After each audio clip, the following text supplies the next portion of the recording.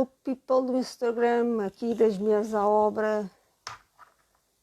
Bem-vindos, bem-vindos a mais uma conversa à segunda comigo, Mafalda Borralho. Ora, já temos aqui a hora e já temos aqui umas pessoas a olharem para a lá, Gisela. Portanto, hoje na minha conversa à segunda temos o Martim Mariano, de Storytelling. Para quem não conhece, ele tem 2 cursos de Storytelling e de Copywriting. Vamos estar à conversa, vamos saber tudo sobre ele. E eu sou a Mafalda Borralho, estou estratega em marketing digital e estou aqui para vos dar tudo sobre o Martim. Ora, o Martim deve estar a chegar rapidamente. Olá, Filomena. Olá, Tânia. Vocês podem fazer perguntas aqui ao Martim, estejam à vontade. Ok? E o que para vocês é o mais difícil? Storytelling ou copywriting? Pensem nisso. E o que é? Pensem nisso também. E como podem usar para as redes sociais. Ora, o Martim já cá está a dizer adeus. Olá, Martim. Vou-te convidar para me juntares aqui à conversa. E aqui está o grande Martim Mariano. Oi! Tudo bem? Tudo bem, já fiz aqui uma parte de introdução sobre ti, mas não disse tudo, só disse que vamos falar sobre storytelling e copywriting. Ok. Portanto, seja bem-vindo, Martim Mariano, às conversas à segunda aqui com a Mafalda Borralho, aqui Mafas para quem me segue, e queremos saber tudo. Quem é o Mariano? Pai, marido, profissional, diz tudo. Olha, boa tarde a quem está a ver, boa tarde para quem está desse lado e quem está aqui a esta hora a fazer aqui o esforço de estar a assistir a esta conversa. Espero que seja gratificante e que no final disto possam sentir que aprenderam alguma coisa que não sabiam, que Sim, é sempre não é? é. Eh, Depois, responder já à tua pergunta, começando a ir já ao osso. O Martim é uma pessoa muito apaixonada pelo que faz, muito verdadeira, muito honesta, primeiro consigo e depois com o trabalho que desenvolve e com as pessoas com quem trabalha. Gosto muito de contar histórias e a prova disso é que se algum dia eu publicar algumas das coisas que a minha filha já faz com 4 anos, vocês vão ficar muito surpreendidos porque ela já conta histórias com uma capacidade muito impressionante que eu não tinha de longe com a idade dela, com um vocabulário que até eu fico assustado muitas vezes. E é um bocadinho isso, portanto, eu gosto de me definir, de me apresentar sempre como pai, em primeira instância, porque desde que a Ana me deu essa prenda maior, de poder ser pai da Leonor, pela qual eu estarei eternamente agradecido, que a minha vida mudou por completo e o meu olhar sobre as coisas mudou por completo. E eu aqui há umas semanas via uma conversa do Bruno Nogueira com o Daniel Oliveira, onde o Sim, Bruno dizia também muito isto, que é desde que desde que ele se tornou pai, que tu mudas um bocado aqui a forma como olhas, porque tu passas a ter medo de algumas coisas. E eu ganhei aqui, ganhei muitos medos, ganhei sobretudo medos, porque eu sinto claramente que não posso falhar, que com ela, sobretudo, não posso falhar de todo. E então a forma como comecei a olhar para a vida e para o trabalho e para as minhas coisas começou a mudar significativamente a partir do dia em que ela nasceu. Depois, em termos, portanto, passada essa parte, sou uma pessoa que já fez muita coisa na vida, que já fui jornalista durante 8 anos na SIC e no Grupo Empresa. Fui jornalista da área de desporto, depois passei para a área das redes sociais e da gestão das páginas de redes sociais do Grupo Empresa, da parte da informação, da SIC Notícias, do Expresso, da Visão, da Blitz e da Exame Informática. E onde estive durante 2 anos. Saindo daqui, fui para a Digital FC trabalhar com o Frederico Carvalho durante 1 ano e a seguir a isso fui 3 meses e meio para a BBDO, para a agência de publicidade, de onde saí para abraçar a aventura de ser freelancer e de trabalhar por conta própria. na qual estou desde setembro de 2019. Mas isto é um bocado aquilo que eu faço, não é? Aquilo que eu sou é uma pessoa, como eu te dizia, apaixonado por faz, sobretudo por escrever, que é a forma que eu tenho de melhor me expressar e de fazer as coisas, e de comunicar, sobretudo. Gosto muito de comunicar, gosto muito de falar, gosto muito de conversar, gosto muito de aprender, gosto muito de ler, sobretudo. Passo muito tempo a ler e é muito isto, sabes, Mafalda? É um bocadinho muito esta a minha descrição sumária daquilo que sou e daquilo que eu gosto de fazer e que eu gosto de ser para os outros. E gosto sobretudo de que olhem para aquilo que eu faço e que olhem para mim com olhos de ver, porque eu esforço-me bastante para que as pessoas percebam a sinceridade e a honestidade com que eu tento fazer tudo aquilo que faço. Portanto, Pelo menos no meu caso é de admiração, sempre. Então eu comecei logo por pai da Nono, porque eu sei que isso foi um marco para ti. Quando nós fazíamos as formações contigo, apresentas-te logo como pai da Nono. E eu pergunto, também foi um marco para mudares de carreira? foi um marco muito importante, porque, primeiro, eu, para quem não sabe, porque há muita gente que não sabe, em 2013 eu tive um problema oncológico, tive um cancro, nos testículos, e achei, efetivamente, que essa possibilidade de poder vir a ser pai, poderia ter ficado comprometida, poderia ter ficado em risco. E, portanto, quando eu soube que ia ser pai, chorei muito, fiquei muito alegre, muito feliz, muito, muito mesmo. Depois, nada se comparou ao dia em que lhe peguei ao colo. É esse dia, esse momento, eu acho que dificilmente vou esquecer, a não ser que me dê algum Alzheimer mais tarde. Credo. Mas acho que dificilmente vou esquecer, porque é uma sensação tão avassaladora e tão esmagadora de olhar para uma coisinha que cabe na mão, não é? Porque cabia-me aqui, muitas vezes digo à Inês, digo à Nanô, que, que ela me cabia na mão e que eu pegava assim com uma mão só, mas ao mesmo tempo sentir que todo o mundo está ali numa coisinha com 49 centímetros e meio, com 3 quilos de peso. E, e depois, o que acontece é que eu fui pai em 2016, em maio, e em 2018, portanto, 2 anos depois, foi quando eu saltei da SIC e para ir para trabalhar com o Frederico Carvalho. hum, e foi já, lá está, fui a pensar que, ok, eu tenho que arranjar aqui uma maneira de conseguir. Primeiro, foi de conseguir deixar de trabalhar à noite e deixar de estar fora de casa muitas noites seguidas e chegar a casa à 1 da manhã e, portanto, e não apanhar. A Leonor foi para a escola muito cedo, foi para a escola com 4 anos e meio e eu não apanhava esses momentos, portanto, ia levá-la à escola de manhã, ela ficava lá, muito bebê, portanto, é uma idade muito pequenina ainda, muito, muito, muito difícil de lidar para quem sofre.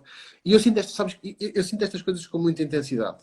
Se calhar é um defeito em muitas situações, mas eu sinto estas coisas da paternidade com muita intensidade. Talvez porque nunca tive um pai a quem pudesse chamar mesmo pai a sério. E portanto, eu sempre quis ser o pai que eu nunca tive. Portanto, sempre quis que a minha filha tivesse essa possibilidade de ter, que é justa, para mim, mais do que tudo, que é a justiça, porque ela não pediu para estar cá, de ter um pai a sério. E então eu sempre me esforcei muito por isso. E hoje em dia fico todo contente, todo feliz quando ela me diz que me ama e que és o meu amigo, és o meu melhor amigo e assim, assim, assado. Mas também sei que isto é assim porque eu sou muito próximo dela e faço tudo o possível para ser muito próximo dela. Depois, quando tive um ano a trabalhar com o Fred, mesmo assim chegava a casa muitas vezes por volta das 7h30 da tarde, 7h, 7h30, não conseguia ir buscá-la. E isto ao fim do ano começou a amassar. E quando eu mudo para a BBDO, naqueles primeiros 2 meses, lembro perfeitamente que depois eu percebi que não era aquilo, não era para mim, portanto, que de facto aquela posição e aquela posição para a qual eu fui contratada, que não era aquilo que eu queria, e tu aos 35 anos, tu já tens uma forma de olhar para as coisas diferente do que tinhas quando tens 25. Sim, E sim. então tu já tens outro tipo de argumentação, já tens outro tipo de poder de decisão e de responsabilidades também na vida, não é? E então houve um belo dia que eu cheguei a casa, eu conto sempre esta história, eu estava a chegar a casa todos os dias por volta das 7h30, 8h, 8h15, um quarto para as 8h, saía de casa às 7h30 da manhã Pá, e é um belo dia que eu chego a casa e a minha filha foi-me receber à porta, do alto dos seus 3 anos já, vai-me receber à porta e diz-me: Papá, papá, posso dizer uma coisa? Eu assim: Podes, filha, o que é que foi? Eu estava ainda com a mochila nas costas e ela disse-me assim: Papá, tenho tantas saudades tuas. Pá, e eu tive que pousar a mochila, ela foi para a cozinha e eu fui para as escadas do prédio chorar. Com os nervos, com a tensão. No dia, já tinha, noutros dias em que a Ana me contava coisas da Leonor, só que, portanto, à noite, quando íamos dormir, ela: Olha, hoje aconteceu isto, hoje aconteceu aquilo, hoje ela fez assim, hoje ela disse assado, hoje ela comentou isto. Pá, e eu estava a perder tudo, tudo, não via nada. E então, naquele dia, depois de ela dizer aquilo, eu à noite cheguei e disse à Ana: Pá, eu vou-me despedir, não quero mais isto. Não quero mais chegar e que a minha filha me diga isto. Espera aí que eu agora acho que isto congelou. Mas estamos a ouvir. Ou estávamos a ouvir. É aqui as nuances da internet e do Instagram Espera no aí. seu melhor. Ok, tá, tá. Tá? Não. Congelou. Estou para Tá, lá. pode, mas ouve-se, podes falar.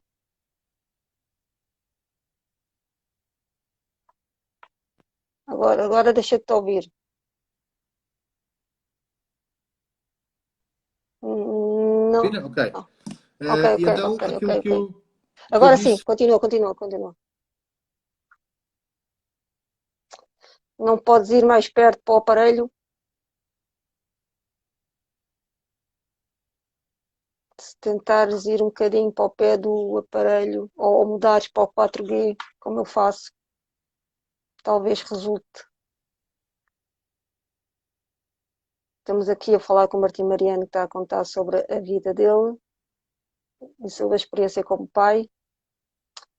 Consegues ir mais para o pé do... Agora não se ouve. Não consegues. Não.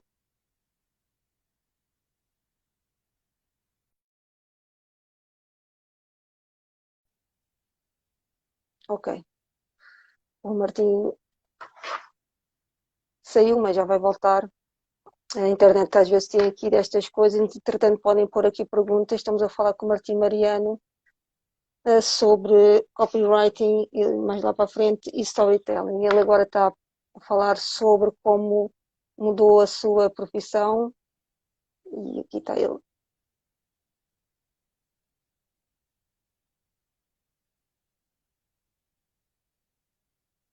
Waiting for Martim. A ver se agora vai. Pá, eu vou dizer, eu estou a 1,5 m do router, né? 1 m. Eu já não uso o router, eu mudo-me para os dados, que resulta Pois, melhor.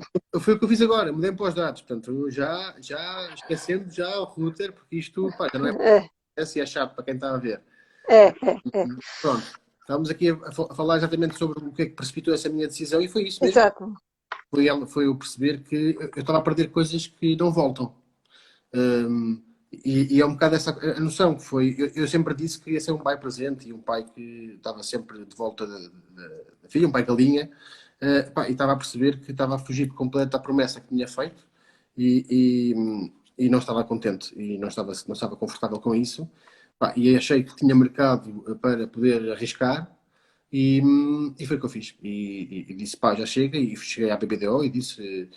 Falei com as pessoas e disse: Olha, eu compreendo que isto é chato, mas eu acho que vocês merecem uma pessoa que queira estar aqui, merecem uma pessoa que seja indicada para esta função e não sou eu, porque eu percebi que agora, com o passar deste tempo, que não sou eu, que eu quero fazer outras coisas da vida e, portanto, isto acontece. Eu sei que é chato para ambas as partes, mas acontece. E, portanto, mais do que tudo, eu quero que vocês tenham rapidamente uma forma de resolver isto e de encontrar uma pessoa que seja o fit certo para esta profissão.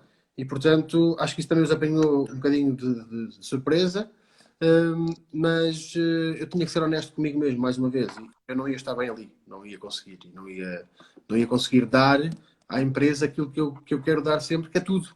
E, portanto, achei que o correto era sair e ir para casa. Pá, e ganhei muito, porque desde setembro que vou levar a minha filha à escola e vou buscá-la praticamente todos os dias. Portanto, isto é ordenado em caixa, isto é dinheiro em caixa também conta. Só não vou quando estou fora de Lisboa, portanto, ou quando estou ou com alguma reunião, ou com fazer algum direto, ou alguma coisa assim, mas regra geral tenho sempre essa possibilidade e foi por isso que eu mudei, foi para poder também fazer parte da história diária da sua vida.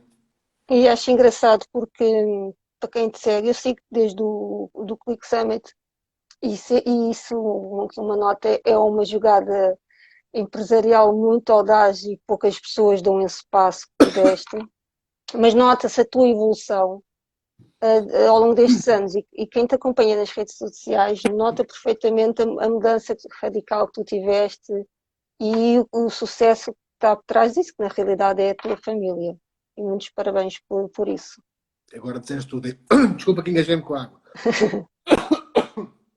Mas é muito isso. Elas são a base das minhas escolhas, é por elas que eu faço estas coisas. E foi muito por elas que eu também por mim, claro que sim, mas foi muito por elas que eu fui arriscando e porque de facto não é. Aliás, deixa-me dizer-te que eu partilhei isto também com o Marco Gouveia aqui há umas semanas, quando estava direto com ele, que é eu quando mudei, e sobretudo quando saí da SIC, que é uma empresa que é muito sexy para trabalhar. Sim, Elsa, olá Elsa. Que é uma empresa que é muito sexy para trabalhar e, portanto, eu sabia perfeitamente disso pelo feedback que eu tinha das pessoas quando ia a qualquer lado, ou quando ia a um serviço, a um banco, o que é que seja, e tu dizia, então onde é que trabalha? Na SIC. Ai, na SIC, trabalho na SIC. Ai. E eu dizia, mas olha, eu não dizia, mas eu pensava assim, mas eu ganho muito a mal, meu. Eu ganho muito pouco. Vocês estão para aqui a dar parabéns por eu trabalhar na SIC, mas vocês não sabem o que é trabalhar na SIC, ou na RTP, ou na TVI, vocês acham que isto é tudo uma maravilha, porque as pessoas têm na bitola os pivôs é. e os atores, e o pessoal das novelas e das séries e dos programas e não sei o quê. E então eu dizia sempre isso, pá, mas não é, vocês pensam que aquilo é a última Coca-Cola do deserto, ou que é uma coisa incrível? É uma marca nacional, sim, é uma marca reconhecida nacionalmente, sim, claro que sim. Epá, e foi uma escola Mafalda incrível, porque eu aprendi muita coisa ali, muita coisa mesmo. Aprendi mesmo muito, muito, muito, muito sobre trabalhar em equipa, sobre aquilo que eu faço, sobre contar histórias e sobre o copywriting. Mas senti que tinha que dar o salto, porque achei que naquele ponto em que eu estava e na área em que eu estava, ia ser difícil eu conseguir continuar a evoluir. E eu acredito porque fiz isto ao longo da vida várias vezes. Eu tirei um curso de educação de infância que não exerci. Portanto, eu fui fazer um curso muito por acaso, que calhou mesmo de ser por acaso, mas eu acabei por não exercer. Fui para o mestrado de jornalismo, do qual nunca tinha tido uma única aula de comunicação social, zero. Tinha um pai e uma mãe em casa, um padrasto e a minha mãe em casa, os dois jornalistas, e foi com eles que eu aprendi muito. Mas depois foi tudo aprender a desafiar-me. E eu acredito seriamente que se tu não te testas e se tu não sais fora daquilo que são as coisas que te deixam confortável e onde tu te encostas, porque é isso que acontece, se tu sentes-te confortável, encostas. O ser humano é assim todo. Sim, é verdade. Aqui estou muito bem no meu cantinho. Pronto, agora fico aqui, faço aqui o meu trabalho dia a dia, ganho o meu dinheirinho certinho, não tenho que me preocupar. Entro às 9h30, saio às 5h30. Portanto, não tenho que me chatear muito. Já sei, já domino esta função. Portanto, já me posso dar ao luxo de me desleixar e de. Epá, se acontece algum problema, é do sistema. Foi o sistema, não é? Há um erro, é o sistema. E eu acho que nós só verdadeiramente nos conseguimos tornar-nos melhores sempre quando nos vamos desafiando. E agora chegou a minha melhor amiga a este direto, estás a ver? É, A Mariana Batista. muito E, bom. e nós só conseguimos, de facto, evoluir e ser melhores quando passamos por dificuldades destas, de aprender uma função nova. E isto foi o que aconteceu quando eu fui trabalhar com o Fred. Eu passei de ser produtor editorial de programas para fazer a coordenação, ser social media manager do grupo empresa. Depois fui coordenador durante ainda 4 ou 5 meses. E a certa altura o Frederico convida-me para ir ser diretor de negócio do Click Summit, onde eu tive que ir vender o Click Summit a patrocinadores. Eu nunca tinha feito isto na minha vida. Eu nunca tinha tido uma reunião com um patrocinador nenhum, com empresa nenhuma. E eu tive que aprender rápido e perceber como é que eu agora vou conseguir convencer, lá está, trabalho de copywriter, Como é que eu vou conseguir convencer estas pessoas a gastar dinheiro com uma pessoa que elas nunca viram, que nunca conheceram? Portanto, eu tinha participado no Click Summit 2 vezes como moderador de debates.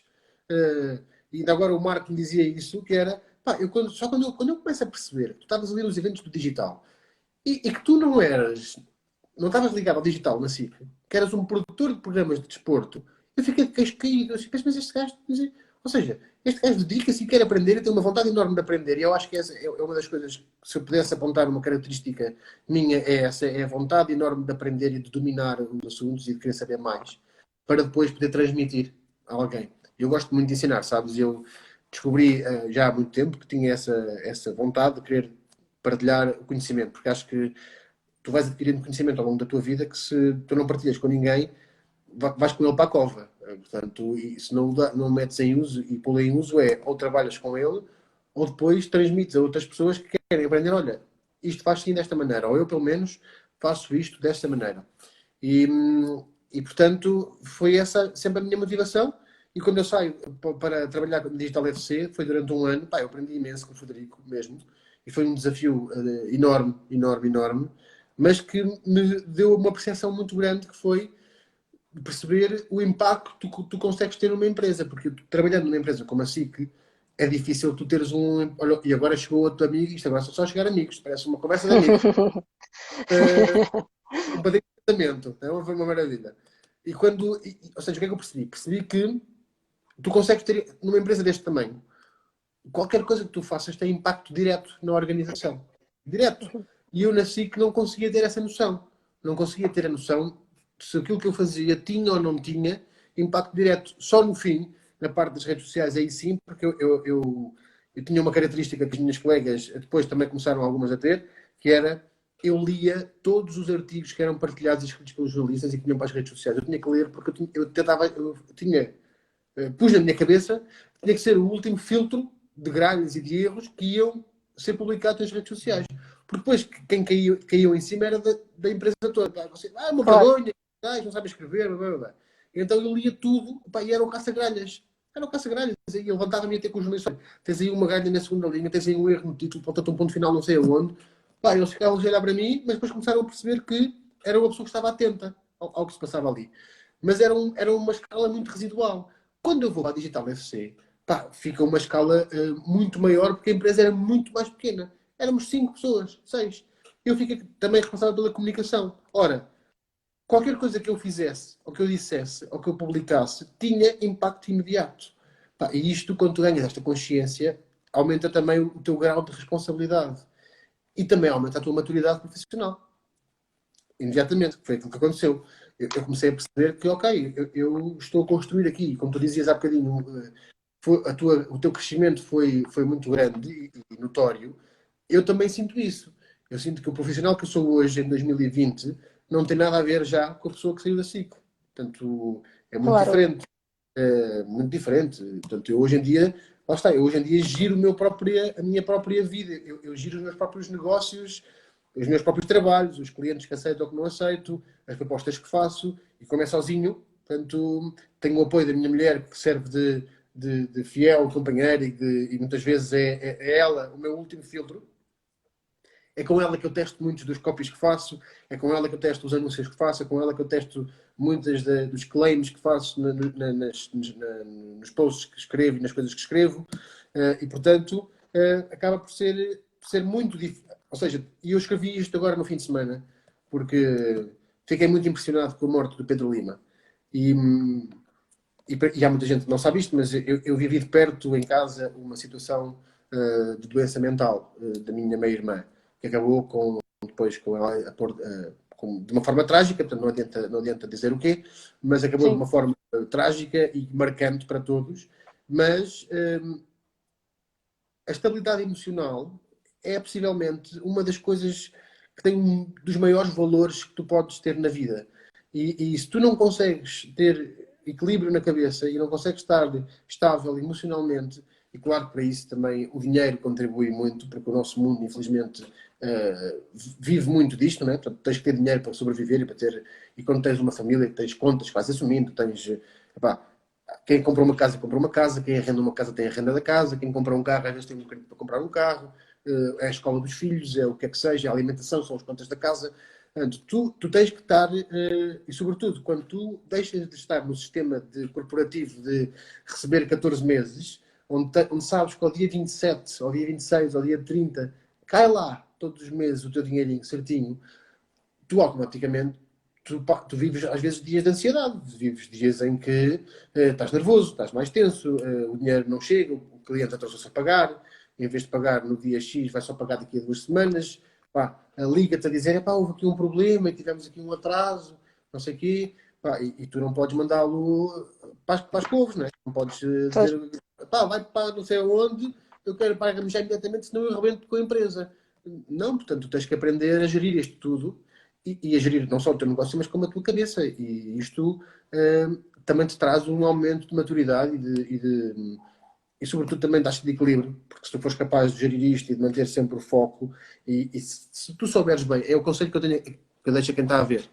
E se há alguém que já pensou, porque tem-me dito muitas vezes isto, que é, pá, eu quando te ouço a falar, dá muita vontade de largar o que tenho para ir atrás dos meus sonhos. Foi o que eu fiz. Mafalda, eu com 14 anos, eu disse a mim próprio que um dia ia viver da escrita. E levei 21, mas cheguei cá, porque eu nunca sim. perdi da minha frente, lá ao fundo tinha tipo o burro que tem a cenoura lá à frente, eu estava sempre a olhar para eu quero aquilo, eu quero, vai levar tempo, se calhar vai levar mais tempo, mas eu quero muito. E o conselho que eu dou é exatamente este: se nós temos um sonho, pá, vai atrás dele, tenta. Pelo menos tu tentares e correr mal, tu podes dizer que eu tentei.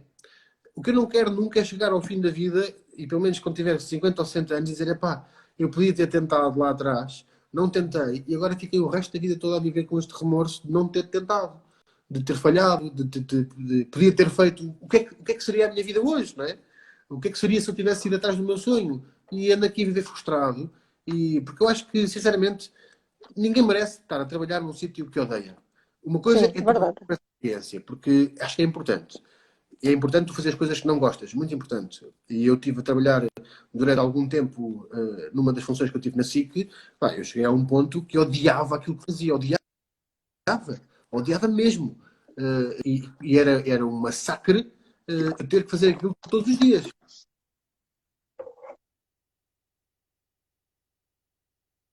Era um E massacre. agora, pronto, sim, sim. Sim, eu percebo-te, também já, acho que já todos Falda? passamos por aí, não é? Falda?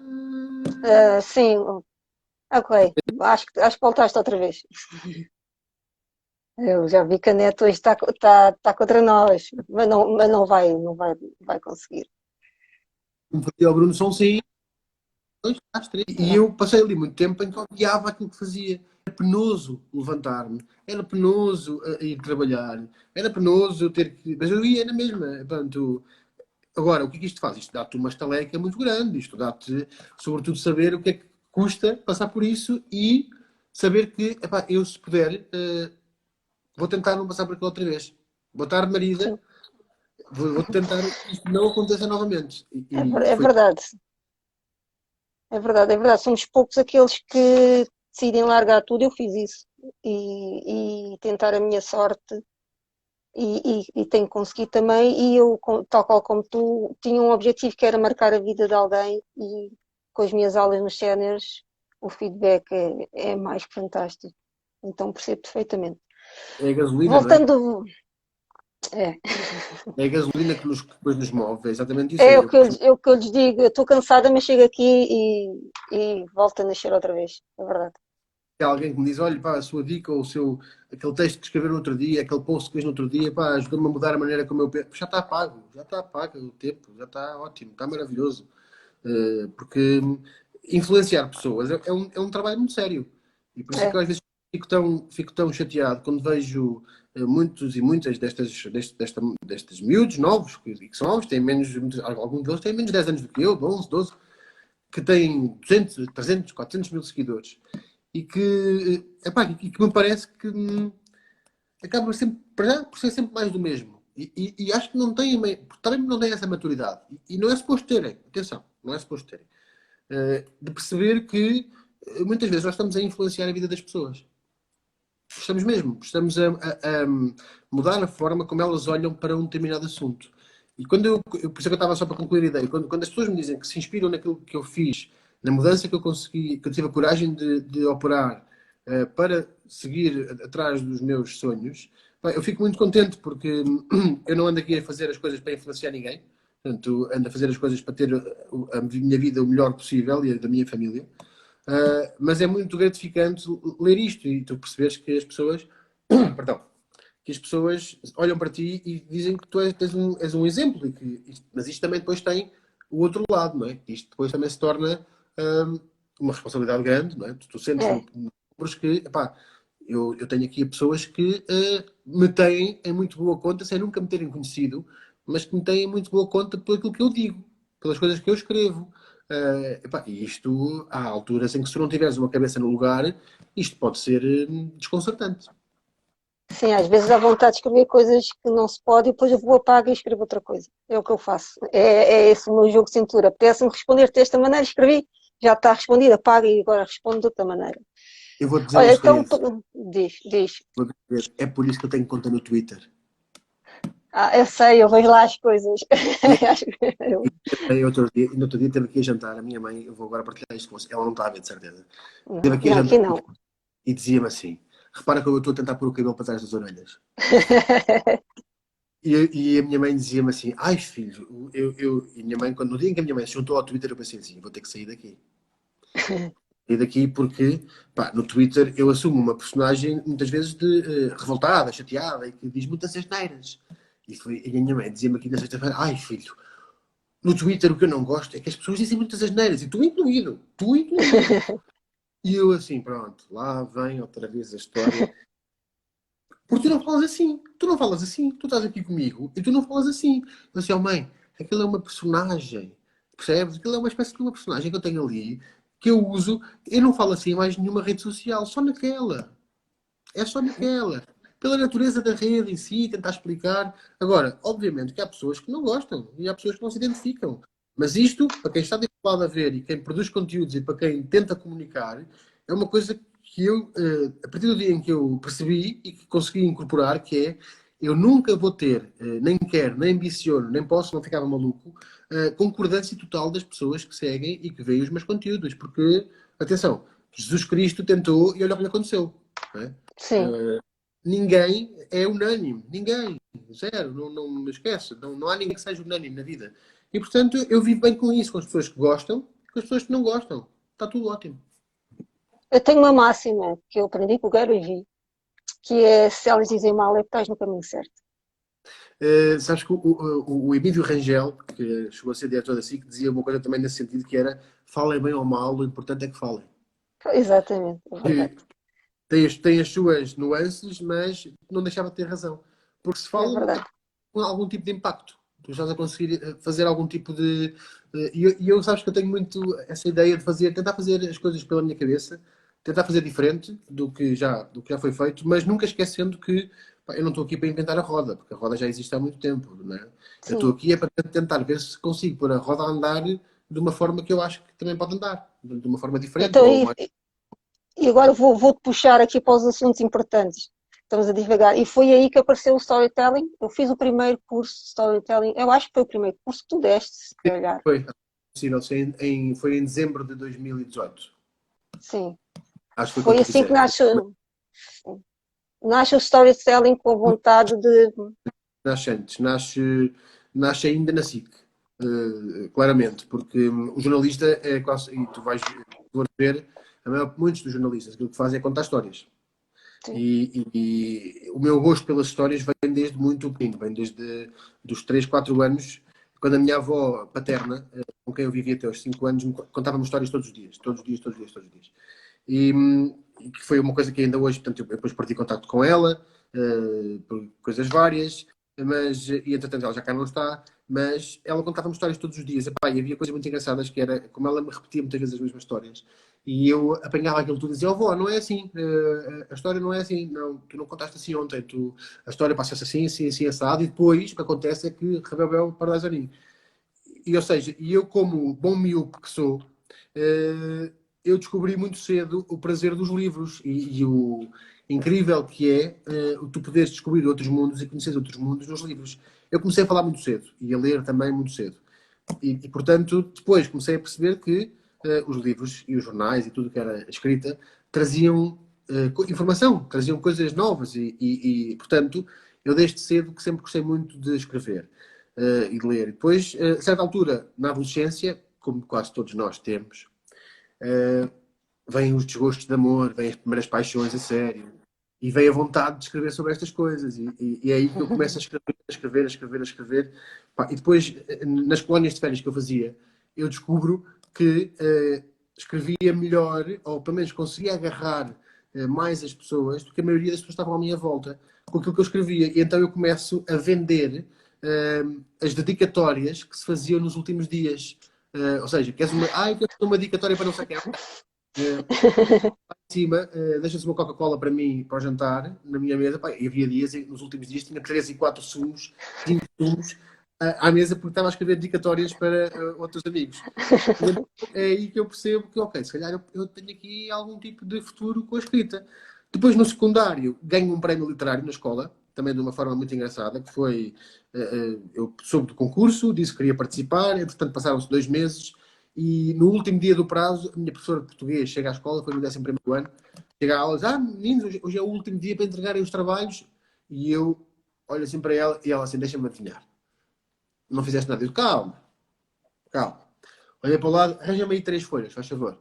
Ok, arranja-me uma caneta, faz favor. E agarrei em pé, escrevi uma história e entreguei-lhe para a mão, e ela disse, estás a brincar comigo, achas que eu vou entregar isto assim? Está aqui, é a minha história. Leia, e se isto valer a pena, eu passo isto no computador.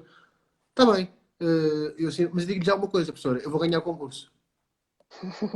E ela olhou assim para mim, mas como é que tu tens a lata de me dizer, portanto, chegaste aqui, escreveste isto agora, e ainda achas que vais ganhar? Eu assim, mas eu tenho a certeza que vou ganhar.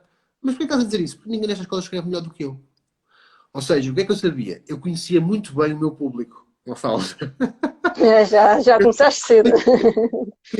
No sítio onde eu estava e na escola onde eu andava, assim, pá, a maior parte destas pessoas não escreve. A maior parte destas pessoas não tem interesse no concurso. E eu tenho uma história de vida muito rica. E eu já vivi muitas coisas, já passei por muitas coisas, por muitas agruras. Se calhar eu sou capaz de ter aqui alguma vantagem. E o que é certo é que 2 semanas depois ela chega à sala e olha assim para mim, logo, de longe, e eu digo assim, eu comecei-me a rir, e ela, estás-te a rir, assim, ganhei, não ganhei? Ela assim, ganhaste, bacana, ganhaste o concurso.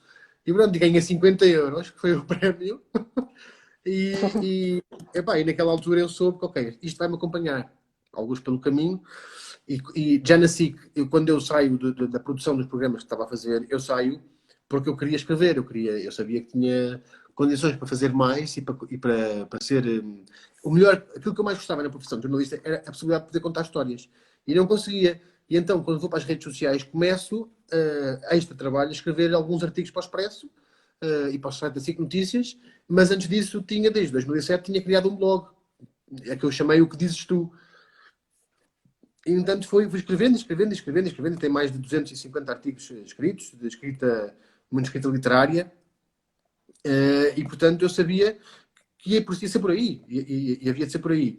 O storytelling, mais propriamente dito, surge depois quando eu começo a tentar procurar uma via alternativa para a minha vida profissional. Ok. O que é que eu posso fazer? O que é que eu sei fazer? Sei escrever. Ok. Então, sabendo tu escrever, o que é que tu gostas de fazer? Eu gosto de criar conteúdos. Ok. Então, gostas de criar conteúdos. Tens um blog. Então, isto no fundo, tu gostas de fazer o quê? Eu gosto muito de contar histórias e de imaginar histórias, de criar personagens. Então, se calhar, tu tens que fazer é contar histórias daquilo que tu vives e das coisas que tu vais lendo e das coisas que tu vais sabendo e com quem vais trabalhando. Que nome é que isto tem? Storytelling.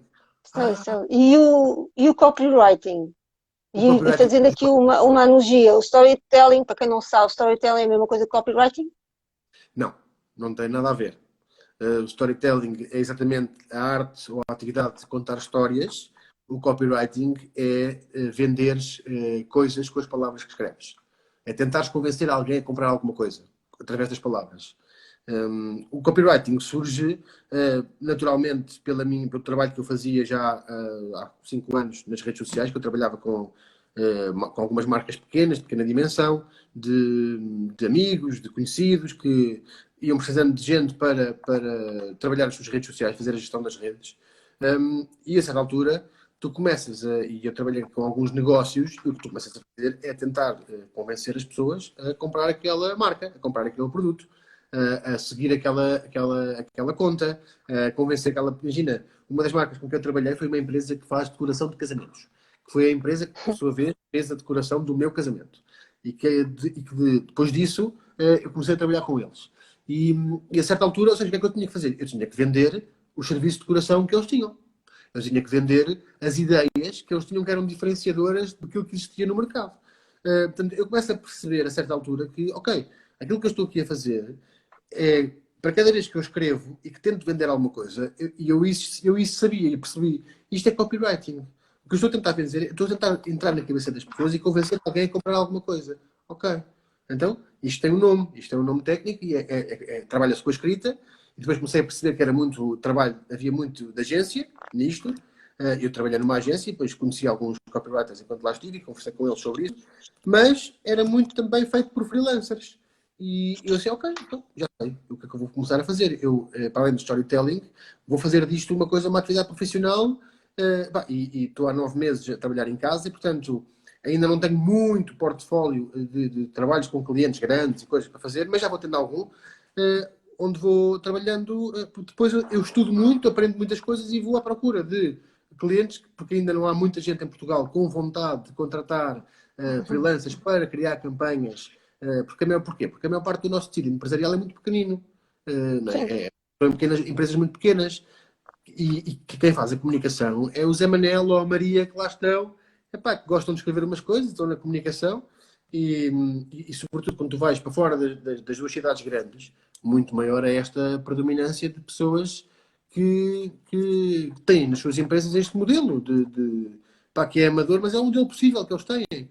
E o meu sim. trabalho, o que eu pensei comigo mesmo foi, ok, o teu desafio vai ser convencer estas pessoas de que elas podem aumentar os seus resultados e ver os seus resultados crescer se apostarem numa pessoa que sabe escrever.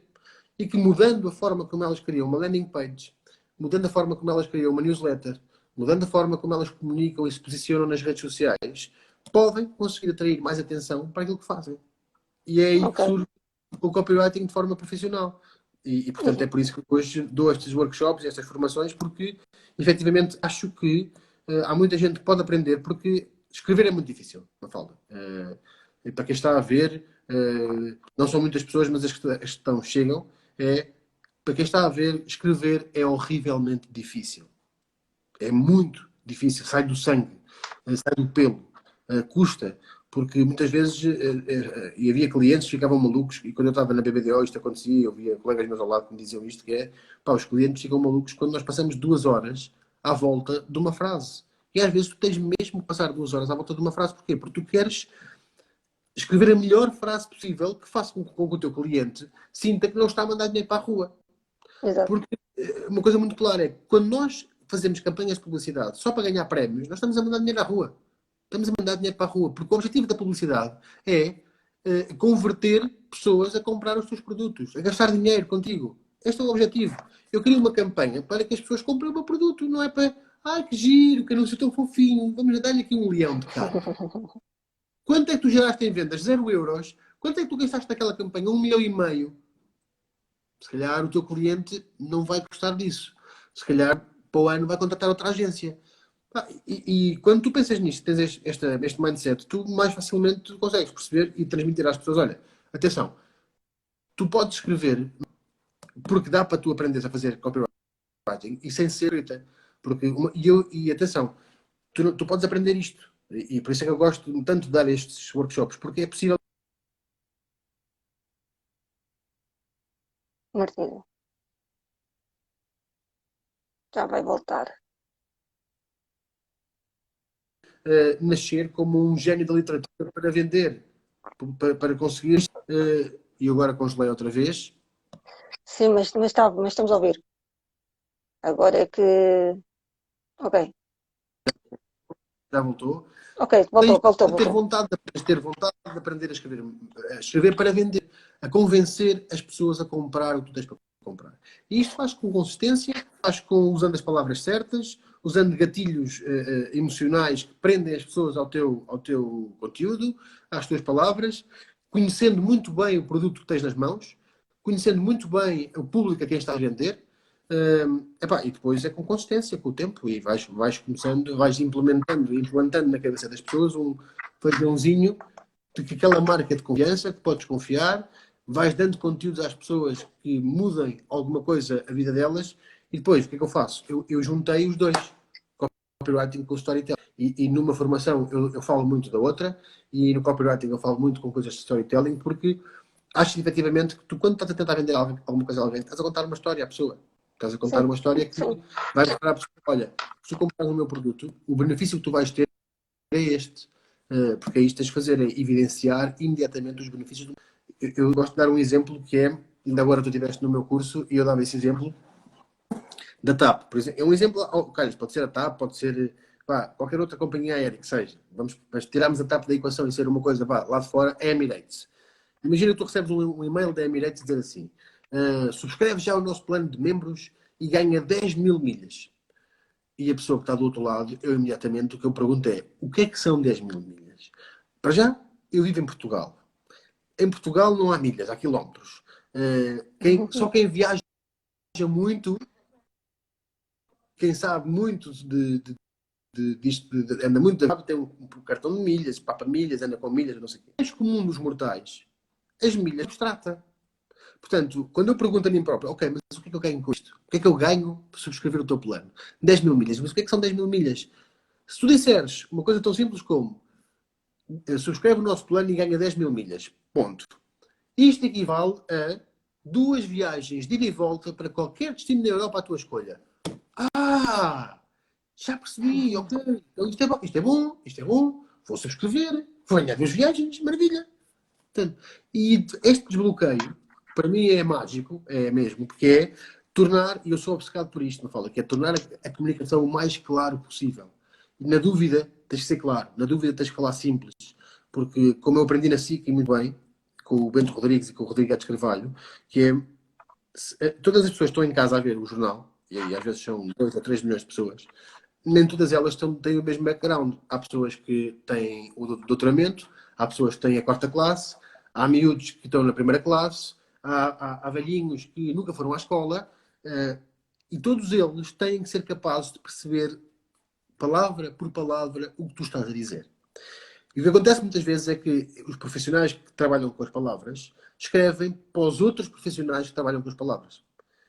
E falam Ok. técnicas, falam jornalistiquês, falam futebolês, falam economiquês, falam financês, e as pessoas não percebem. Achas que se comunica mal em Portugal? Muito. Nas redes sociais, então, nem se fala, não Sim, acho que as marcas, há muitas que já fazem um trabalho muito bom. Epá, eu adoro a Control, por exemplo. Adoro a é? Sim. Control, porque é simples, porque é básico, porque é. E eu digo isto muitas vezes, que é, se alguma vez me disserem que eu sou básico na comunicação, vou ficar feliz. Isso é um elogio para mim. É ótimo. É saber que, ok, então tu percebes tudo o que eu digo. Não há Sim. nada que eu diga que tu não vais perceber. Portanto, o meu objetivo é cumprido, claramente. E tanto que um dos meus mantras, um dos meus objetivos é ajudar o meu país e o meu mundo a comunicar melhor por uma razão muito simples. Porque eu acho que muitos dos problemas, eu acredito que muitos dos problemas que existem na sociedade advêm de problemas de comunicação. Porque as pessoas não sabem falar umas com as outras. As pessoas têm graves problemas de comunicação. E basta ver nas famílias. Eu sou um exemplo muito claro. Eu tenho problemas de comunicação com a minha mãe, com o meu pai, com o meu irmão, com tios, com tias, com primos. E isto, agora, vamos aumentar isto exponencialmente e alargar o espectro a cada um de nós. Todos nós passamos por isto. Toda a gente, sabes aquela frase que diz: todas as famílias têm problemas? Claro que têm. E os primeiros são a Sim. comunicação. Começa logo pela Ok. comunicação. Porque tu tens medo de dizer as coisas, tens vergonha, achas que a pessoa não vai entender, achas que a pessoa não quer saber, a pessoa, por outro lado, acha que tu também não te interessas, não te importas, e isto depois é um ciclo vicioso. E nós não falamos, e calamos. E, portanto, o que é que isto acontece depois? Problemas de comunicação. E se calhar no teu subconsciente, por isso é que meteste aqui na área da comunicação e Ai, olha, não foi no meu subconsciente, Foi Foi mesmo perfeito consciente. e consciente. Completamente. Estás a ver? Eu assumi como missão, eu um dia, pá, eu tenho que fazer na minha vida, arranjar aqui um propósito. E na altura o Pedro Rebelo fez-me este desafio e disse, pá, qual é que é o teu propósito enquanto profissional? Pá, eu andei semanas e semanas e semanas e semanas e meses a pensar nisto, até que um dia descobri o meu propósito é exatamente este, é ajudar o meu mundo a comunicar melhor, o meu país e por conseguinte o meu planeta, o meu mundo, o mundo onde eu vivo, a comunicar melhor. É que a minha filha seja sempre capaz de dizer aquilo que vai na cabeça e de conseguir dizer com as palavras certas e escolher, epá, e se não sabe, pai, como é que eu posso dizer-te que me sinto assim? E por isso é que eu acho que é tão importante, por exemplo, trabalhar com as crianças desde muito cedo os sentimentos. Ajudá-las a identificar muito bem e com palavras o que é que tu sentes. Porque quando tu consegues dizer o que sentes, tu vais buscar à tua cabeça as palavras certas. Depois é ler. É ler muito, ler muito, ler muito, porque tu vais buscar vocabulário aos livros que muitas vezes tu não tens em casa, porque se calhar os teus pais são de origens mais humildes e não aprenderam a falar tão bonito, não leram muito, não tiveram essa oportunidade, não puderam contactar com livros. Mas tu não tens que seguir o mesmo caminho dos teus pais. Tu podes ter uma vida diferente. E tu tens nos livros, epá, tens um admirável mundo novo. Tu tens a hipótese de aprender vocabulário inesgotável. E por isso é que eu gosto tanto de ler e faço questão que a minha filha tenha muitos livros no quarto já e que ela todos os dias leia uma historiazinha e que ela, mesmo não sabendo ler, já vai folheando os livros todos os dias e conta a história a si própria, vê o que está a passar na história. E portanto, pá, é sem dúvida uma luta minha, é que o país comunique melhor, muito melhor. E foi por isso que criaste os dois cursos, web copyright e Sim, storytelling? sim. Ou seja, eu não sou o melhor do mundo a fazer isto, de longe, ok? Mas sou uma pessoa que tem muita vontade de ajudar, tem muita vontade de trabalhar em prol tenho muita vontade de ajudar empresas a aproximarem-se através da comunicação. Um, e como é óbvio, haverá pessoas que não se inscrevem e que não querem saber e que acham que é dinheiro mandado ao rio, mas eu tenho, pelo menos, já, ainda agora nesta pandemia, foram já quase 120 pessoas que fizeram em 3 meses os cursos que eu pus à venda.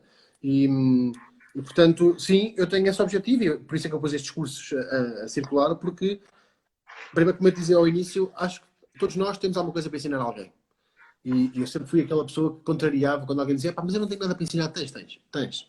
Tens histórias de vida, tu tens muita coisa que fizeste e que viveste e que, Mafalda, muita da aprendizagem que as pessoas podem fazer comigo é informal.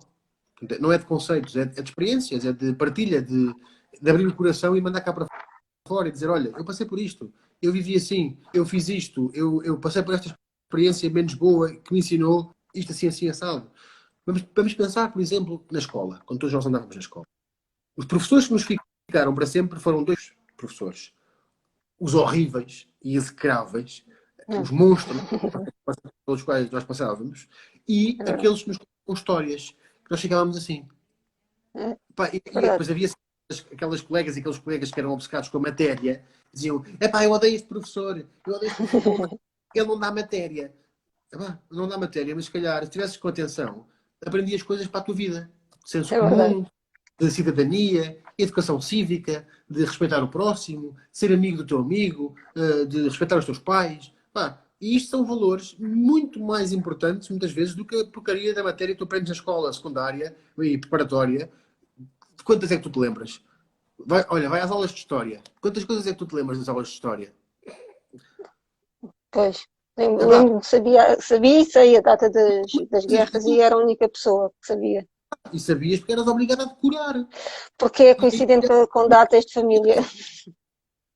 pá, e noites e noites em claro a decorar, frase a frase, palavra a palavra, a batalha não sei o quê, foi entre mil não sei quantos, entre os não sei quantos e não sei Deus do céu. Hoje em dia, o que é que tu fazes com essa Olha, informação?